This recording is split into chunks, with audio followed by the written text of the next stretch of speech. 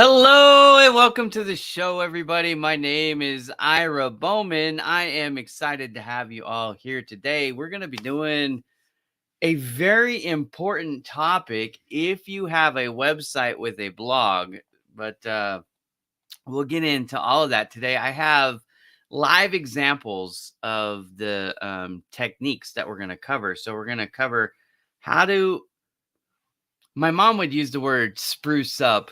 So I don't know if you guys understand that, but how to spruce up your blogs, how to get them to attract new people, to get them to stay and interact more with your content. And in doing so, you're going to help feed the Google algorithm, increase your overall SERP rankings, which stand for Search Engine Results Page.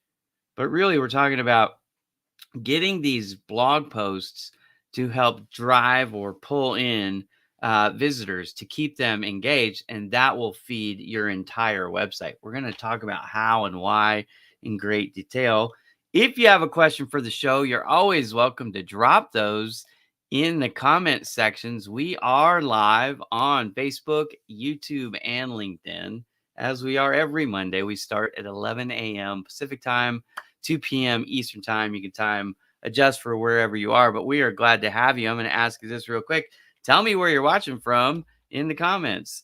I'm always fascinated to see where the audience is participating from. Oops, I have a typo. I spelled Fron, F-O-R-N. It's from...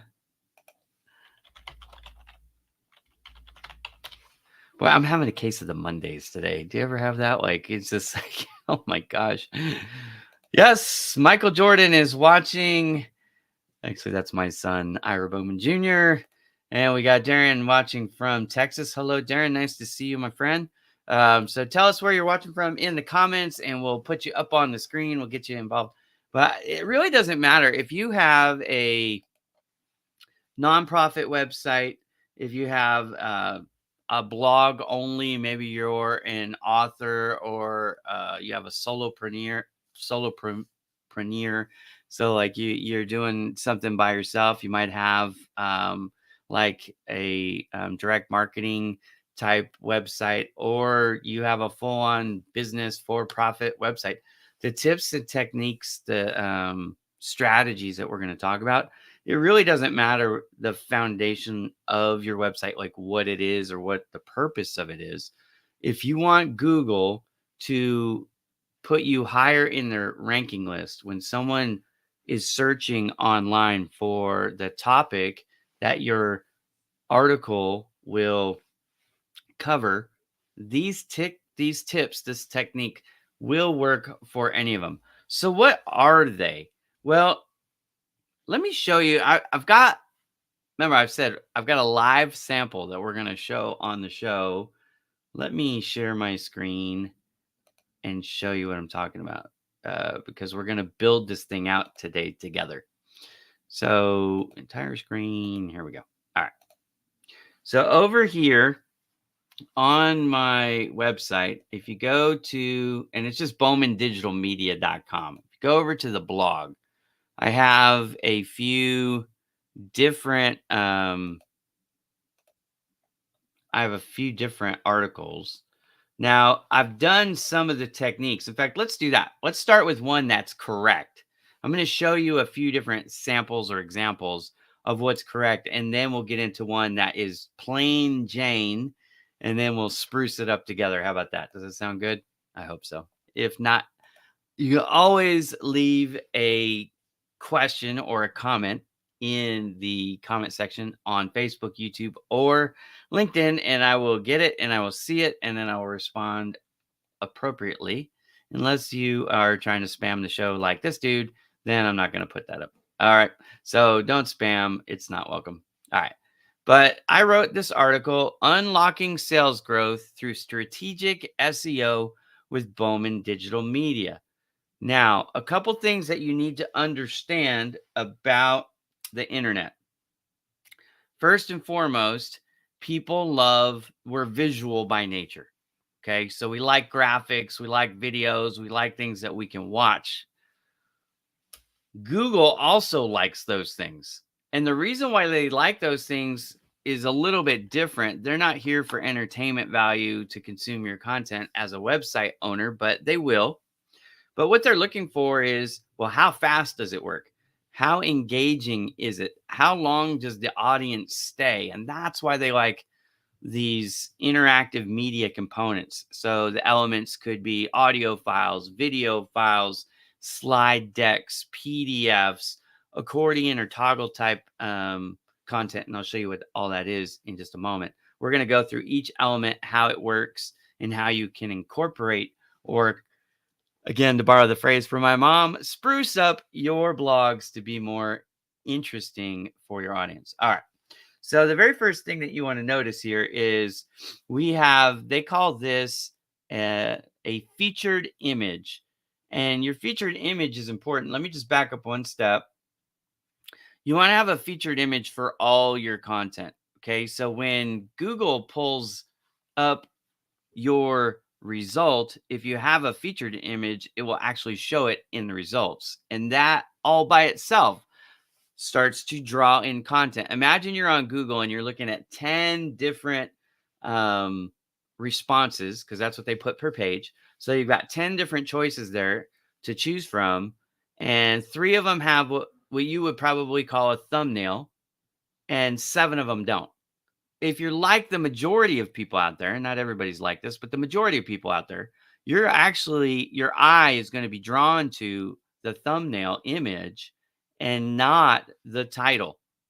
That's where our eye goes first, to the graphic, because we've learned that a picture can communicate so much more, so much faster. And so our brain goes to the path of least resistance, and that is the photo. So on all of these, you'll see featured images. Okay, so back inside the blog itself. Right now we're here and we've got the featured image, and it's bigger and it's easier to see. Okay, great. Then if you're like most people, this is what you're going to see. And I left this way on purpose. I was going to fix it, but then I was like, you know what? I'm going to leave it this way. I'm going to show you the difference. This is what we would call a title, H tag 1. And this is just bold text. When you set up your blogs, if you're using Word, that's what most people do, Word documents, or maybe you're using a Google Doc, or however you're typing these things out, wherever you're formulating them.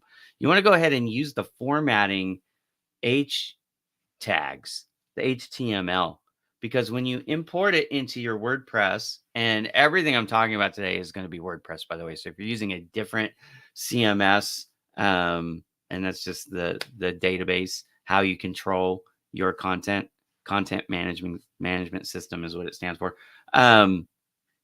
I'm not going to talk about the others, but WordPress specifically, if you use HTML, it will automatically carry those properties over and format it based on the rules that you have set up in your appearance in your WordPress. Oh my gosh, my brain just left me. Sorry. But anyways, in WordPress, you'll set up your appearance in the theme, right? You'll set up how things look.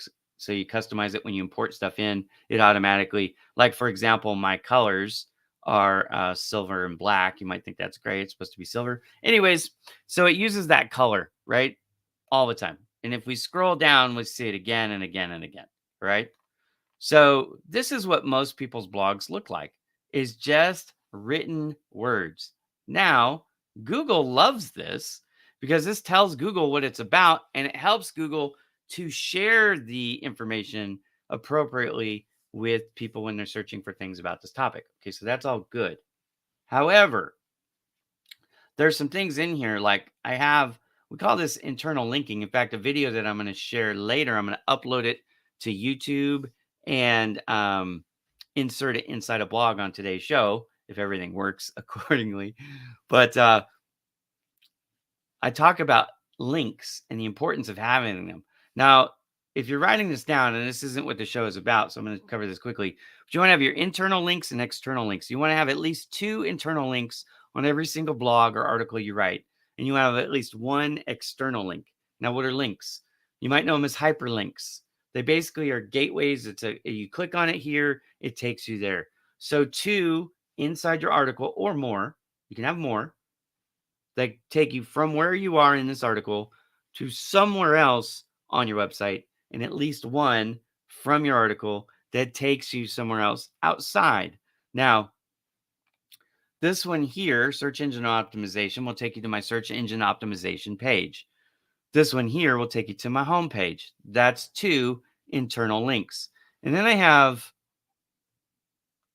another one. They're orange, so they're usually easy to see. Oh, here we go. Right here. This one will actually take you to my LinkedIn profile, which is a web page outside of my website. And so then I've got that satisfied. Okay, that's all I'm going to do to talk about that. Now, most blogs will just have a bunch of written content, and then that's it. And they usually don't even have links. So you want to make sure these are fundamental things. You want to set up your blog so it's usually using Yoast. If you're not familiar with Yoast, you should get familiar with Yoast. That's YOAST.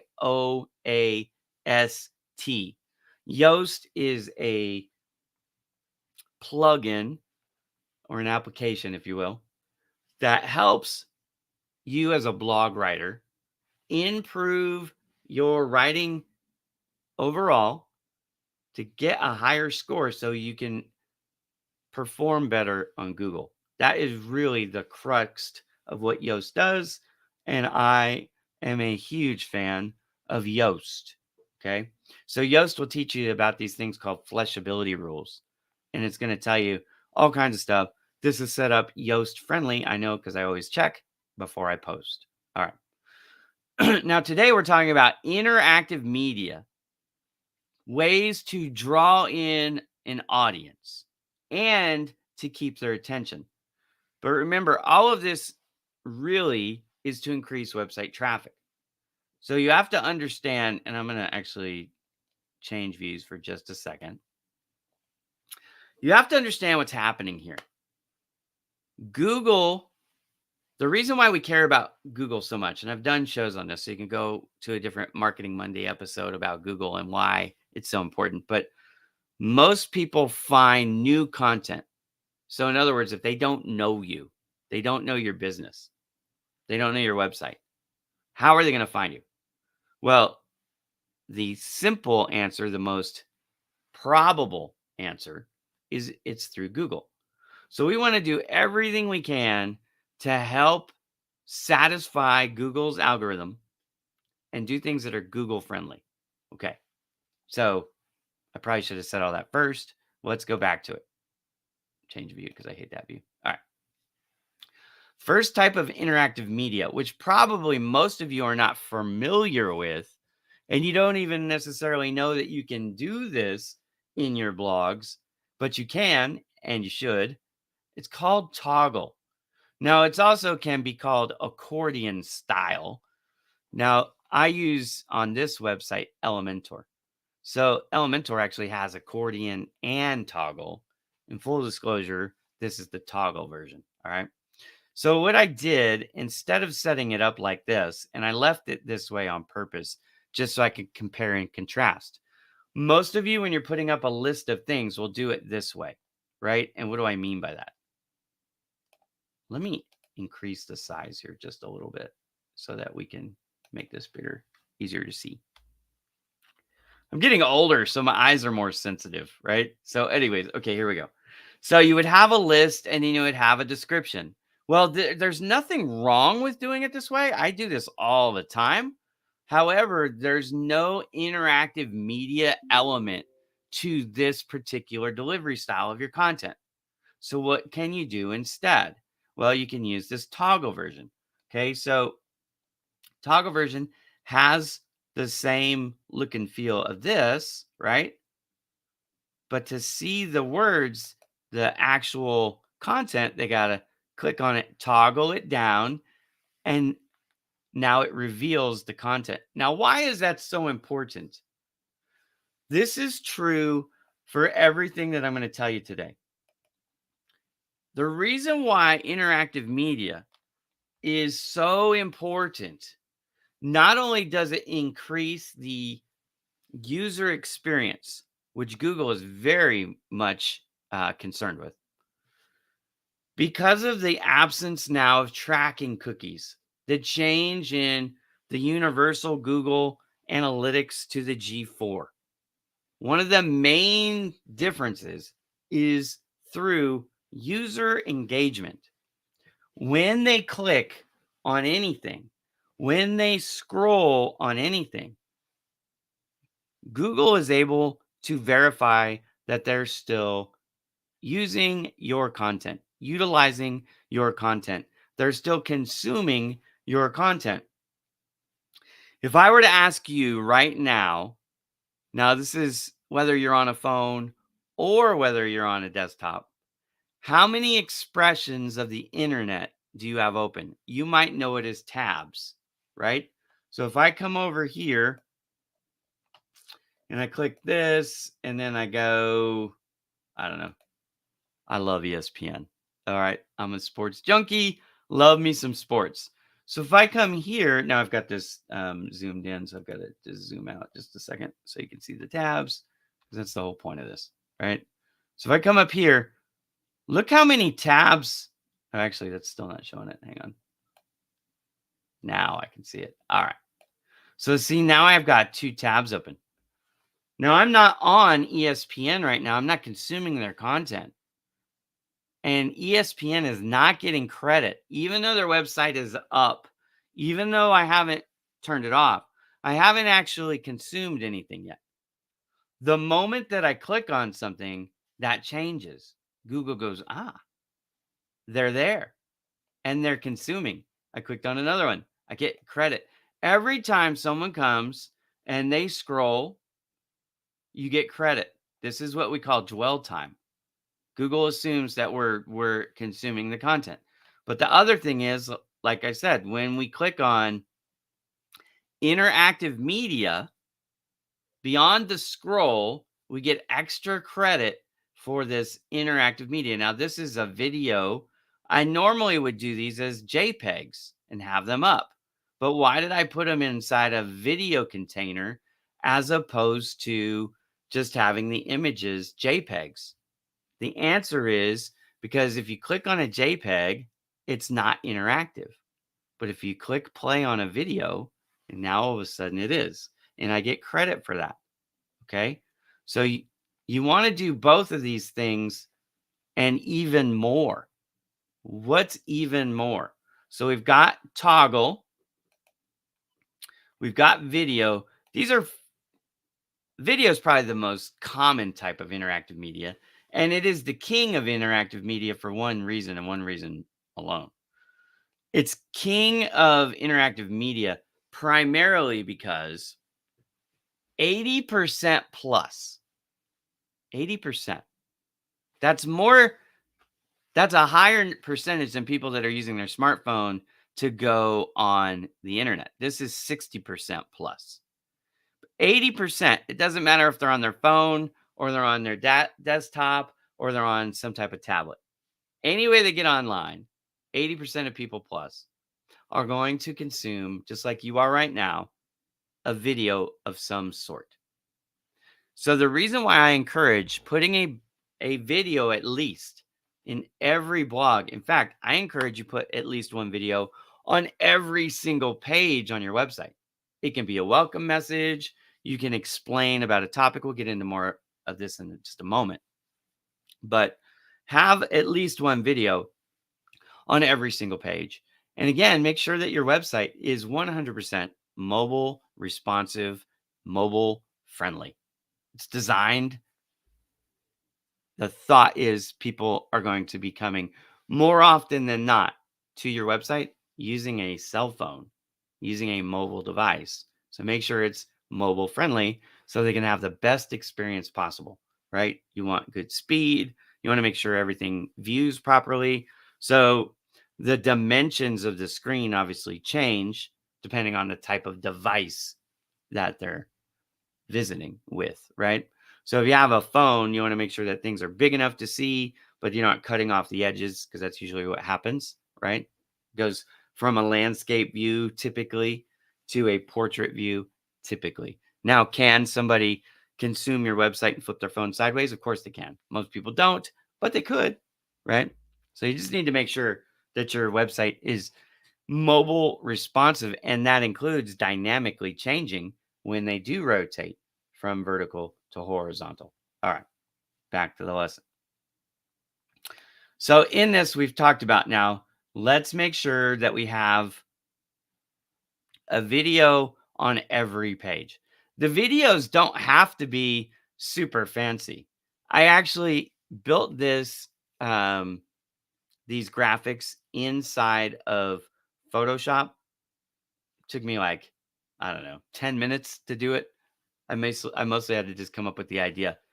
But then what I did was I took it into a very simple um,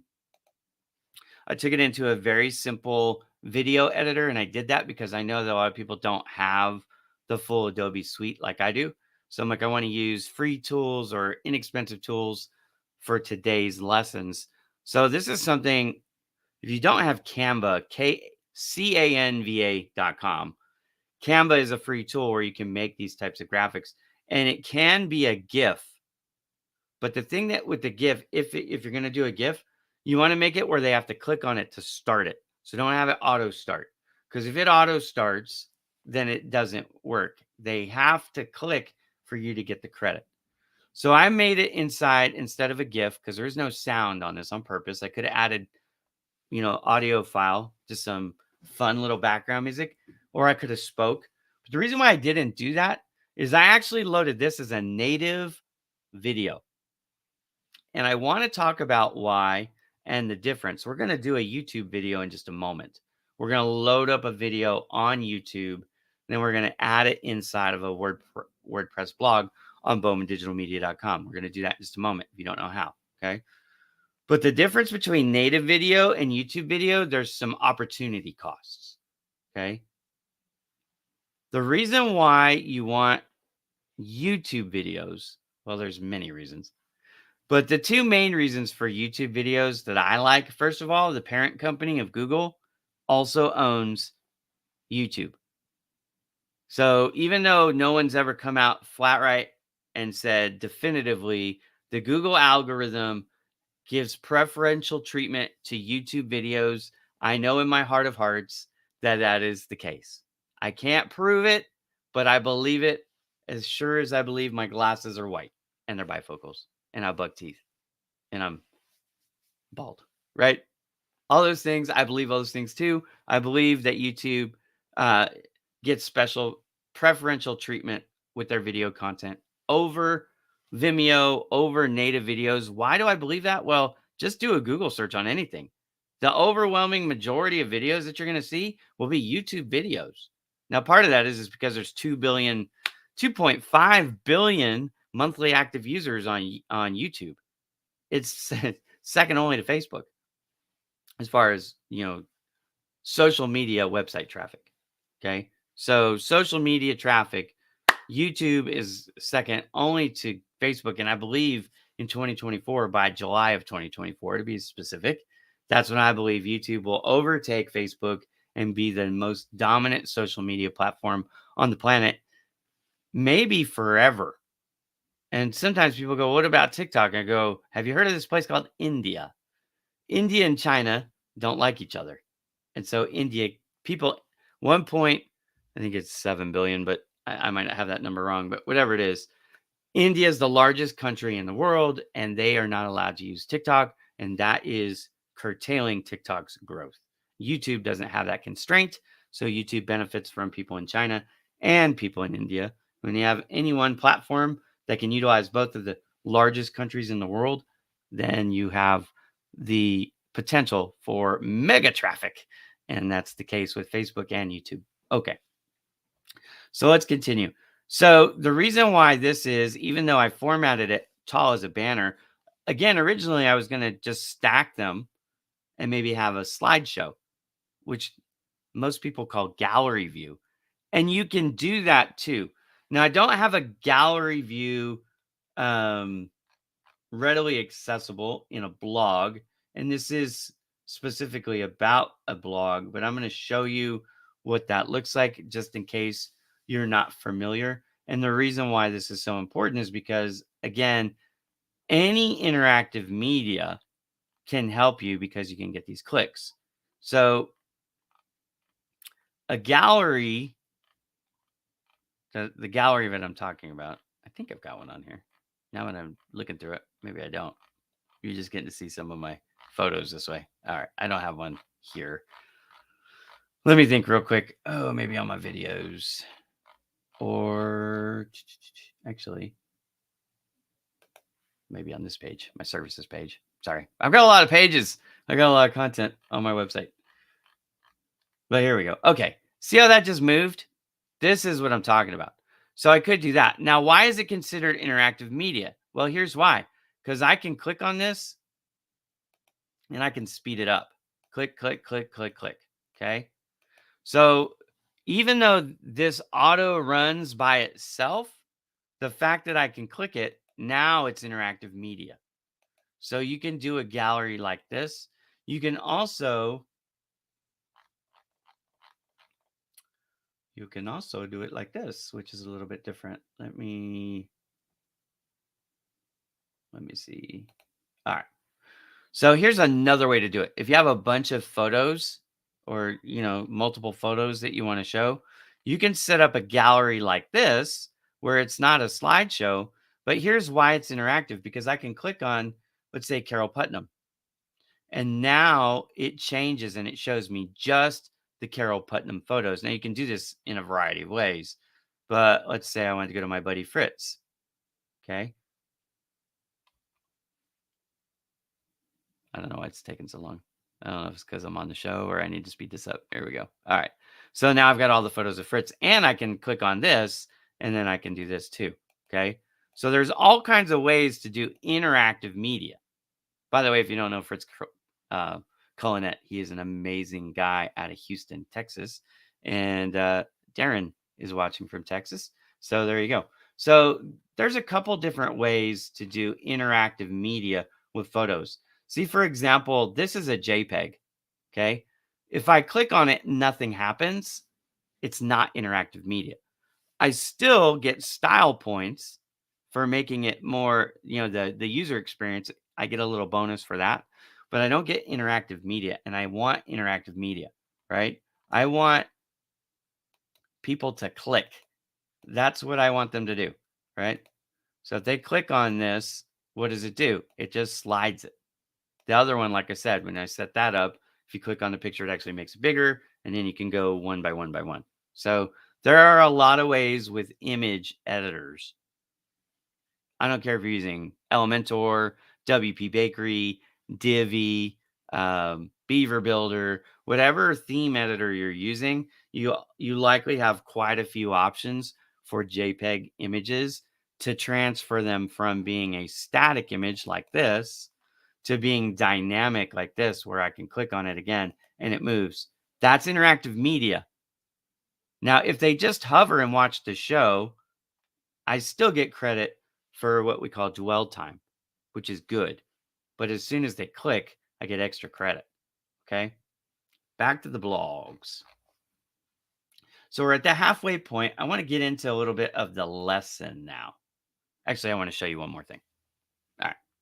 So in a blog last night, I purposely did them a couple different ways.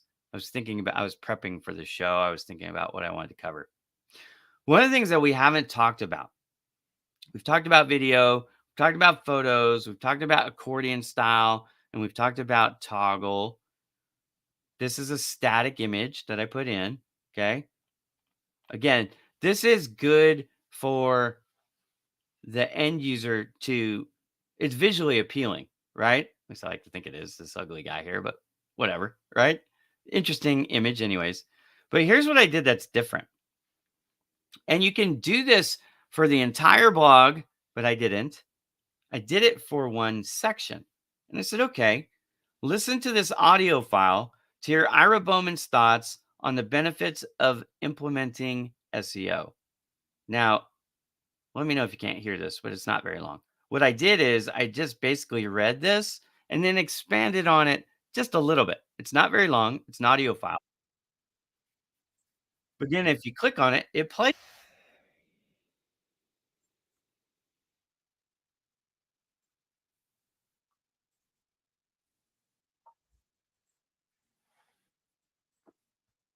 All right. So I've covered those in the audio file. So you can do audio, you can do video, you can use your photos. Also, not mentioned in the show so far, but really something that's probably one of the more common things. And that's the form of a white paper or a PDF. You can insert anything that they click on and it opens up or it moves or whatever. So it could also be a button, a contact form. These are all examples of interactive media. If you have any questions about anything that I've talked about so far, go ahead and put them in the comments now as I get ready to kind of change gears here a little bit and go from talking about theory and showing you examples to actually doing some of the real world work. Now I've got to pull up my YouTube because I've got this set a little bit. I just have to change where it's at. Hang on a second. Boom. And then over here. Okay. Got that ready. Now let's put this over here too. So I've got everything in one spot. Okay. I'm going to share my screen one more time. I just need to also make sure I have my sound shared. So I apologize. Boop. Audio share. Yes. Okay. So now I've got it set up correctly so you can actually hear the sound. Okay. All right. So I'm going to go over to now what I'm doing. Oh, I didn't share this screen yet. What I've got here is I've got a plain Jane blog. It's short on content. Normally I want to have at least 1,000 words. I actually typically aim as a minimum threshold 1,500 words.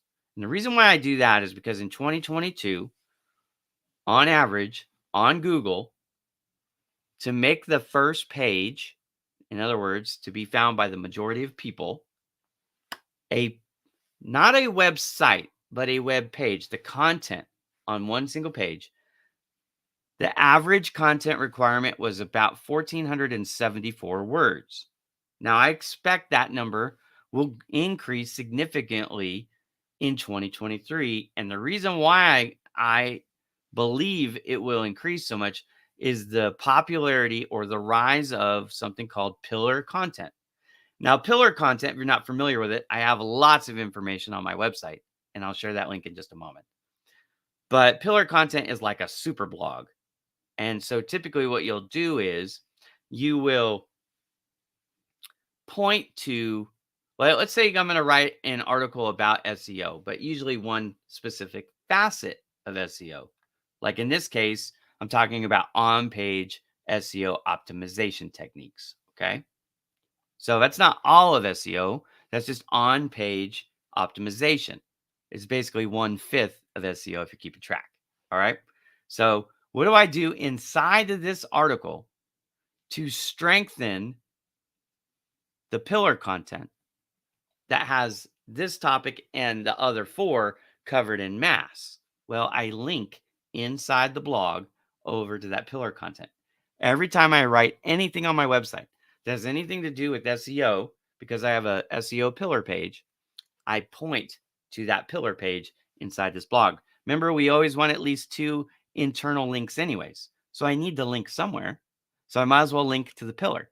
The more links I have on more pages from my website over to my pillar content, I'm showing Google that my pillar content really is the mecca of that, the pillar of that content on my website. And I'm encouraging them to always show that one over any of the others because they're only going to show two on any one topic in the Google search results. I don't know if you guys know that. That's called link cannibalization. It will only show two. It's designed to help make it a fair playing field. playing field and eliminate monopolies, which is kind of funny when you think about Google as the largest monopoly on planet Earth. It's what it is. I don't think there's anything even close to the monopoly that Google has on search engines to any other industry. But they are trying to help everybody else not get dominated by a monopoly. Okay, so in this, I've got a link. This takes you over to that pillar content. Actually, I'm going to open that in a new tab just so I can show you. This right here takes you to my SEO page. And if you want to know about pillar content, just come down past the pricing. And really, you want to start.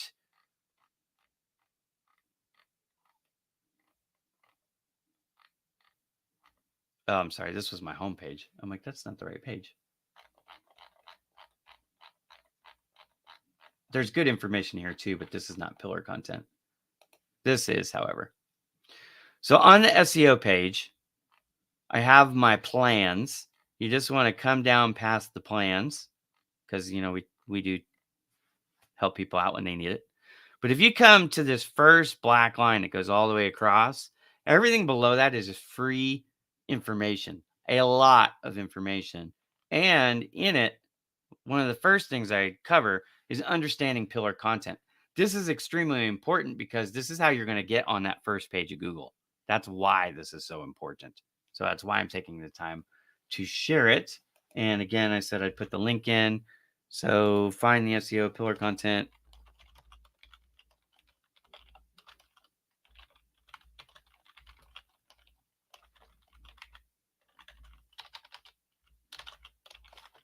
Can't spell today, but there it is. Okay, so now it's there on LinkedIn and it's now there on Facebook. So, or I'm sorry, on YouTube. So you can find it right there. Okay.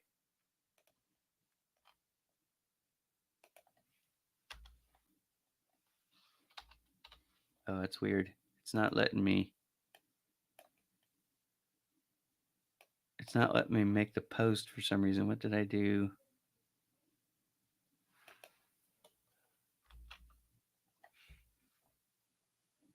Hang on. It's being weird.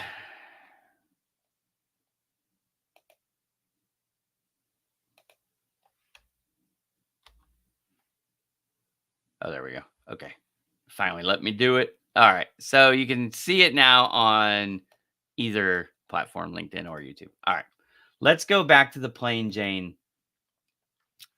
Let's go back to the plain Jane blog. Now, I'm going to come in here and edit this blog. But before I do that, I need to go over. I wanted to show you guys a step because there's options here that are important. So on YouTube, when you want to select your files, okay, so this is this one here. So the first thing you got to do is load up the video on YouTube. Now I have some templates set up to make this stuff faster. And for simplicity's sake, I'm not going to go in and edit all this. You would want to edit the details, of course. But just going to load. It's going to take a little time. So as this is loading, I'll keep checking on it. I'll come back. But let's go back to the blog itself. All right. So if this is what your blogs typically look like, it's not that the data is bad, the information is bad, but it's not very interesting, right? It's not like somebody could probably read this in about 30 seconds. And if they were to come over here, they might not really be interested. Now, one thing that I have done on my blogs is I've included by default in the template this description about me. And even if they're not interested in the blog content itself, if they click on that button, that's a bonus point. Again, everything you want, everything to be interactive media if you can. All right. So in this blog, the word count on here is about 540 words. On purpose, left it skinny.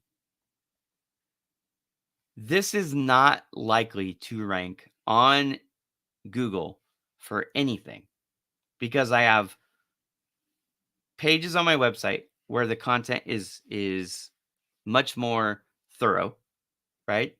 And on every other page on my website, you're going to find interactive media Well, technically, you'll find it on here already because of this little technique. But without this, this is the only thing, right? So what do I do to make this better? The very first thing that we need to do, and I'm going to go ahead and edit this right now because it's been driving me nuts. But again, I just wanted to leave it plain Jane so I could show you how to fix it. Okay. So the very first thing I'm going to do is I'm going to come in here and fix this format. So instead of paragraph in bold, what I'm going to do is going to change this to heading. Okay. Now I don't need a bold anymore because the heading takes care of that. Right. And don't worry about what it looks like in here because when I save it, it's going to update from the plain to something better. Okay. So good rule of thumb to know, you only want to have one H1. Everything else is H2 or below. All right. Most things by default should be H2. That's your heading 2. All right. So H2, boom, H2, all the way across. Now, these sections typically should have at least 100 words and no more than 300 words per section. So you're aiming per section between headings, somewhere between 100 and 200 words. If you break those rules, then Yoast is going to bark at you if you're using Yoast. If you're not using Yoast, then you want to get it, at least the free version, right? They have paid version, and I actually use Yoast Premium. Just in full disclosure, I use Yoast Premium, but there you go. All right. So already, if I just, now this would have went from red, now it's gone to yellow just by doing what I've done. Okay. So I'm going to come in here and I'm going to hit update and I'm going to show you what it looks like now.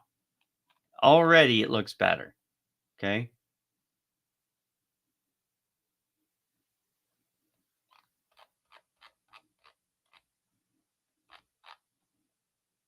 There we go. That's what I was looking for. It's going slow because I've got the YouTube video processing. All right. So again, we have our feature image. There's nothing wrong with the feature image. Looks fine. Right. But now see how this changes and it's not black, right? It's formatted by WordPress using the rules that I've put in place for my formatting. But already this looks way better. Okay. But it's still boring because there's no graphics other than the featured image. And there's no video, and there's no audio, and there's no toggle. There's nothing interesting in here. Let's double check on our YouTube video. Looks like it's still processing, but we can set some of this stuff up while we're waiting. So no, it's not for kids. Monetization, I'm going to turn that off. If you don't have the ability, you don't have to worry about that. But if you do, you have to understand what you're doing here, and I'll get to this in a minute. Video elements, I'm just going to leave blank. Checks, fine, check it all you want. This is the main thing that I want people to notice. And there's advantages to both. So you have an opportunity cost here and a choice that you need to make. But the default choice that I make for these kinds of videos is I do what's called unlisted. So you have 3 choices, actually. You have private, you have unlisted, and you have public. Now, I'm going to be inserting this video inside of a blog on my website. If I unlist it, if you go to my YouTube channel, you will not find this video in the lists in the channel anywhere. But if I make it public, you will. Right? So then people could be not on my blog and still watch this video. Now, if I put the link to the blog inside the video description, which I normally would do, right? Then I could get people over to my website that way. So that's option 1. But the option that I typically choose is option 2, which is unlisted. And the reason why I do that is pretty straightforward. And I'm going to share it with you right now. The reason why I do that is because there are all kinds of ways to track how your content is performing. But one of the easiest ways to see how effective your content is reaching the target audience when you have unlisted video on YouTube and you put it inside of a landing page or a blog, you know for sure, however many times it's been watched, you've had at least that many people. Because if you watch a video 3 times on YouTube, it only gives you credit for one watch, one play, right? Doesn't give you credit for, you know, more viewers because they watched the video. You could hire one guy to just sit there and watch it and watch it and watch it and watch it and watch it, right? That doesn't work. So if I get 39 views, or I get 525 views, or I get 10,000 views, I know how effective that blog is, in a sense, by how many plays were played on the video inside of it. So that's why I like it. Now, why? There are different ways to make video content. You don't have to just get on camera. Now, in full disclosure, on this video, that's what I did. I got on camera and I just talked about the 7 things that are listed in the article, right? And there's nothing wrong with that. But you could also do like a slide deck video. You could have like some stock video from somewhere. You can just have your some graphics animated. There's so many different video styles out there, ways to do it. But in this one, as it's ready here, okay?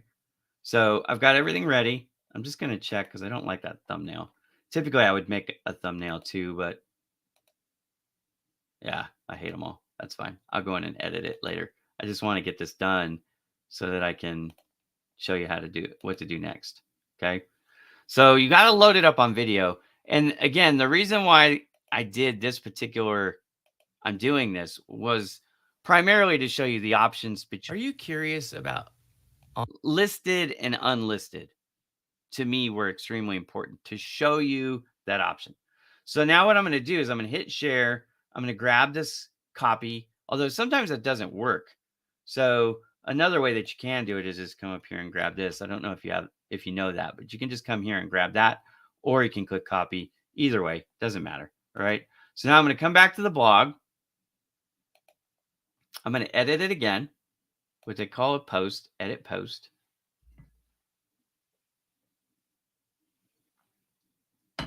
And I'm going to insert the media. So what am I going to do? I'm probably going to do it up at the top. Usually I do it like right there. Okay. And then so now I'm going to say add media. And I'm going to go to insert from URL in this case. And I'm just going to hit copy paste. And then it should know what to do from there. Okay.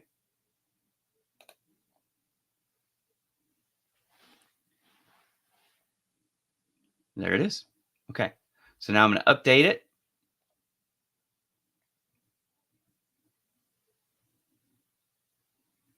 It's riveting TV, I know. But this blog is going to go from plain Jane to looking pretty spiffy, and it's going to have interactive media component in it. Very simple. And it's going to be much more highly effective now. If I get somebody to click on this blog, the most likely thing they're going to do is look at that image. They're going to scroll right past me because they don't know they can click on that. It's too small, right? They're going to read the title, and then they're going to scroll down. They're going to see this video, and if they're interested at all, they're curious about play on-page SEO techniques. So now this video is 2 minutes and 17 seconds on the blog. If I get them to watch the whole video, then my on-page engagement time, user engagement time, is at 2 minutes and 17 seconds. And even if they don't read the blog, just having them go there and watch the video is a huge bonus for me, because you can't play the video without scrolling. I do that on purpose, the way I set everything up. They've got to scroll. Now I don't have a bounce. No matter what happens, no bounce. Okay. But if I get them to watch the video, again, they're there for 2 minutes and 17 seconds. But if I can get them interested in what I'm sharing in the video, then the odds of them coming down and reading this like this, my performance goes way up. Now, again, this was just a plain Jane website just a minute ago, and it's much better already.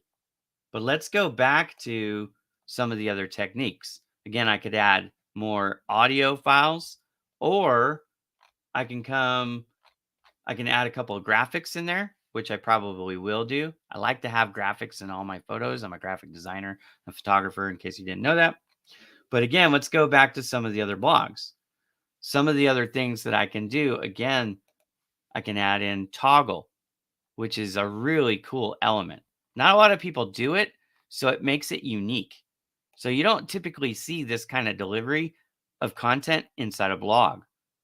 So if you're sharing interesting information and presenting it in interesting ways, you're going to have a way easier time of captivating and capturing the attention of your audience, not only for this one specific article, but if they really like your content, they're far more likely to not only come back and review more of your content, consume more of your content, which is great for you. You want repeat visitors.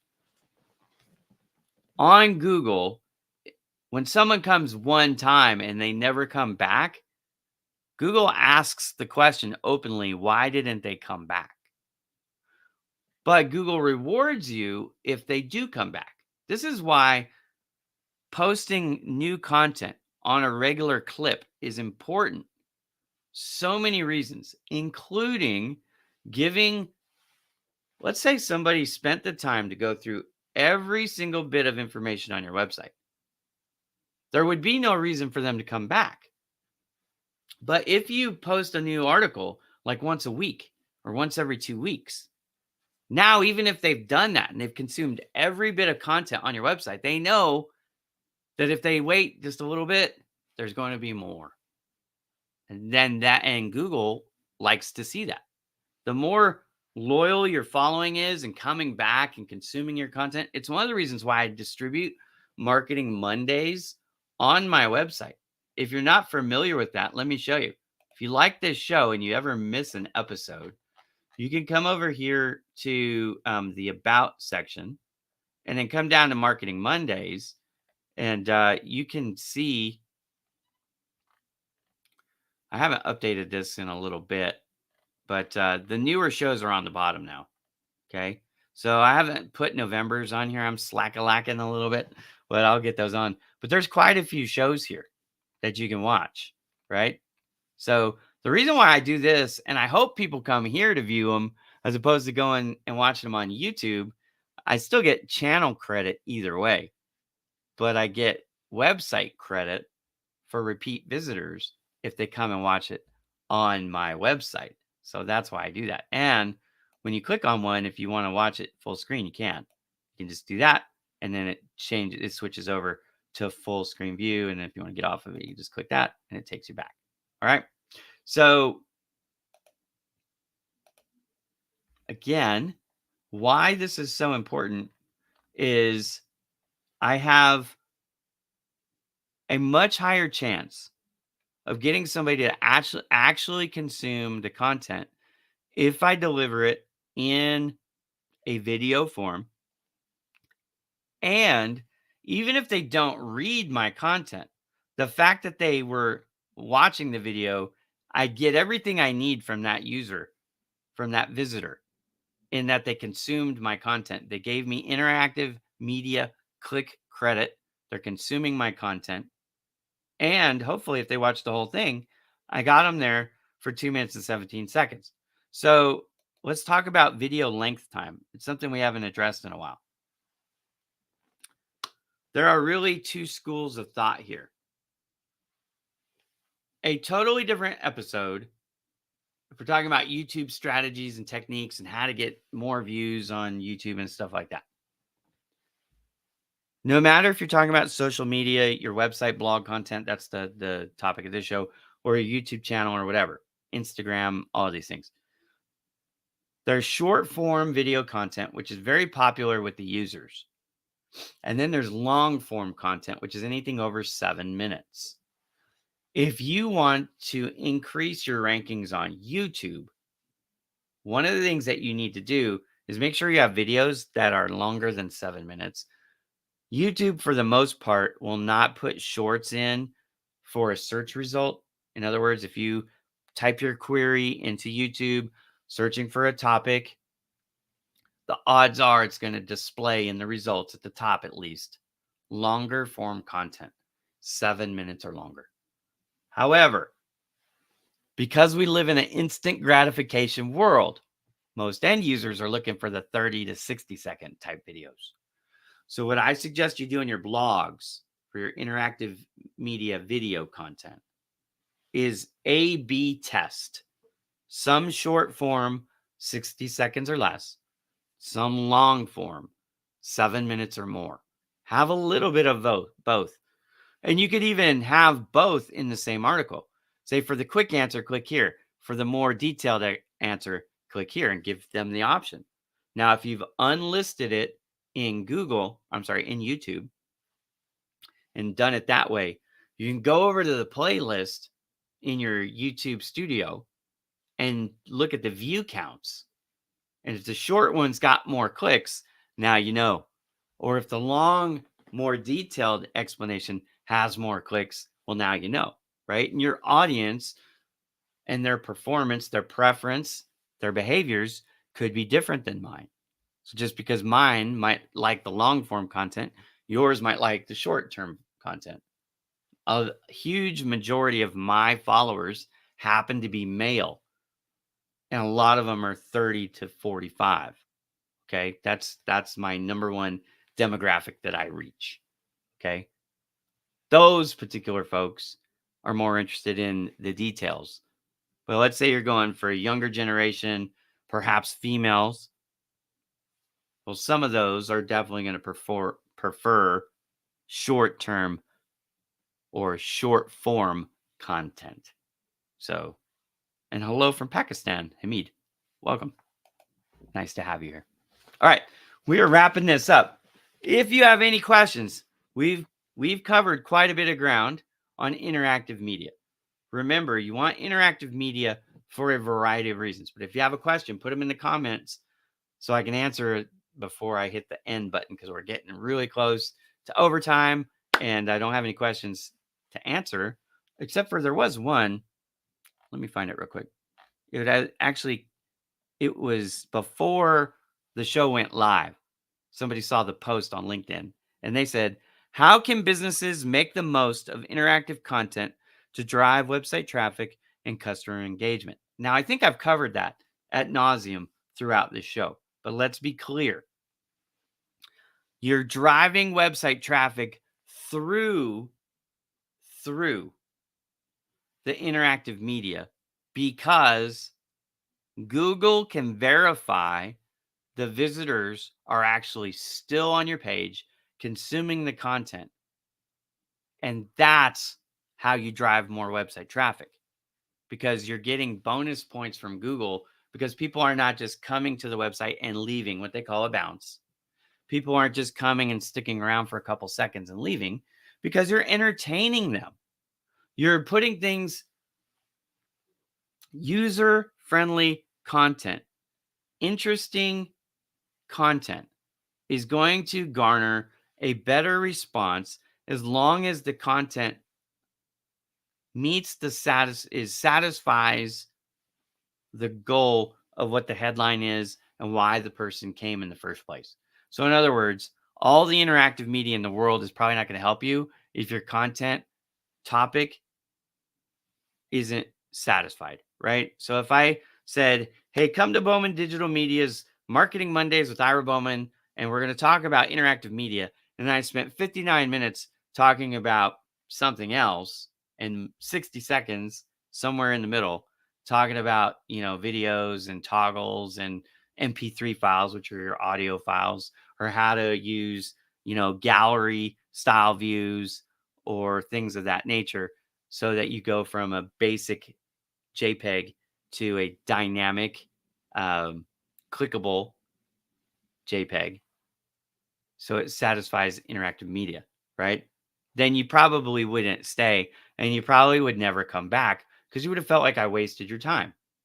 The fact is, people keep coming back to what I have to teach because I teach things that you can apply and they will make a positive difference.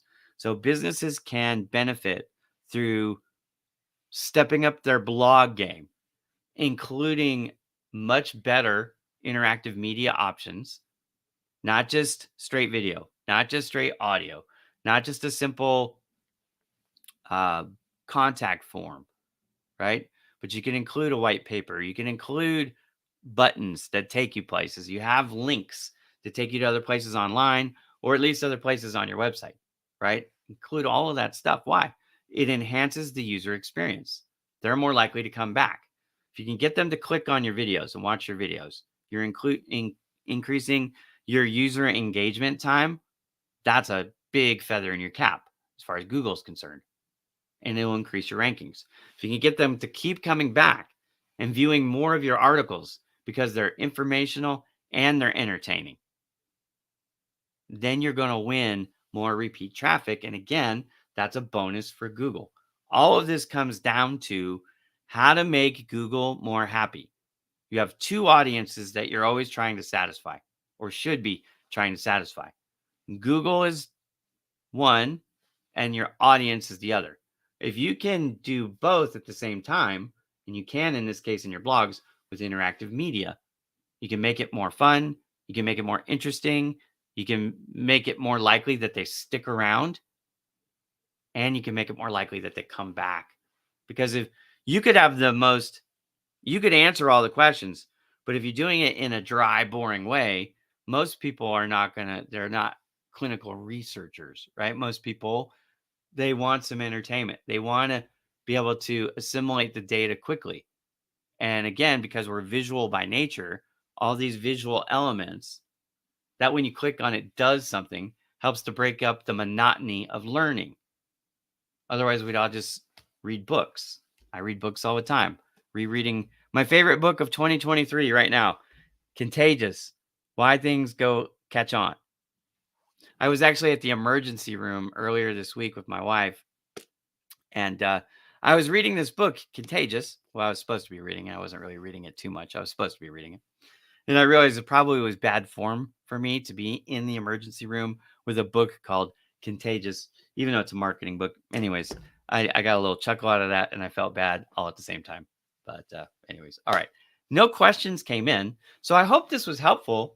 Again, if you have a blog, I don't care what type of website it is, these tools, these tips, these techniques, the strategy of incorporating interactive media in your blogs will help you across the board. So make sure that you are following these tips. Anyways, I will see you all again next week. Boy, the end of the year is coming. It's almost here. Hang in there with me, though. Every Monday, we're going to be live. Monday is 11 a.m. Pacific time, 2 p.m. Eastern time.